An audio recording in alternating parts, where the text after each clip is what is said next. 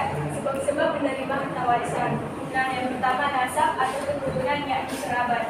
Kerabat ini terdiri dari bapak dari si mayit, saudara sekandung dari si mayit, dan anak-anak kandung dari si mayit.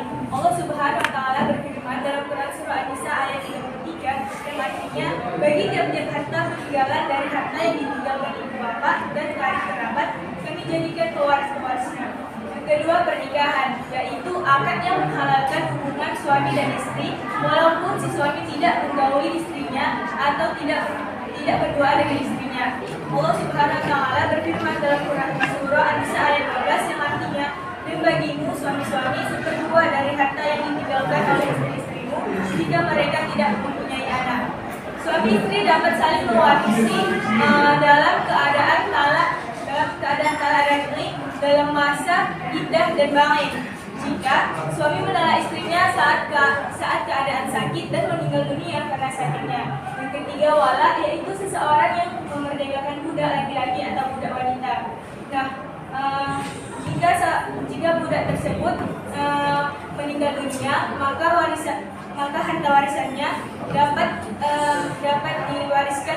dapat diwariskan ke orang yang sudah memerdekakannya atau yang sudah membebaskannya. Rasulullah SAW bersabda, "Fa innal wala biman aqnat," yang artinya wala itu milik orang yang memerdekakannya. Hadis riwayat Al-Bukhari. Teman-teman, di sini saya akan menjelaskan tentang sebab-sebab tidak mendapatkan harta warisan. Di mana sebab-sebab tidak mendapatkan harta warisan ada 5. Yang pertama ada kekafiran, pembunuhan, perbudakan, perzinahan, dan li'an. Di mana yang pertama ada kekafiran. Kerabat orang muslim tidak dapat mewarisi kerabatnya yang kafir dan orang kafir tidak dapat mewarisi kerabatnya yang muslim. Dari Usama bin Zaid radhiyallahu anhu, Nabi SAW bersabda, orang muslim tidak mewarisi orang kafir dan orang kafir tidak mewarisi orang muslim. Hadis riwayat Bukhari. Kemudian yang kedua ada pembunuhan. Jika pembunuhan dilakukan dengan sengaja, maka pembunuh tersebut tidak dapat mewarisi yang dibunuhnya.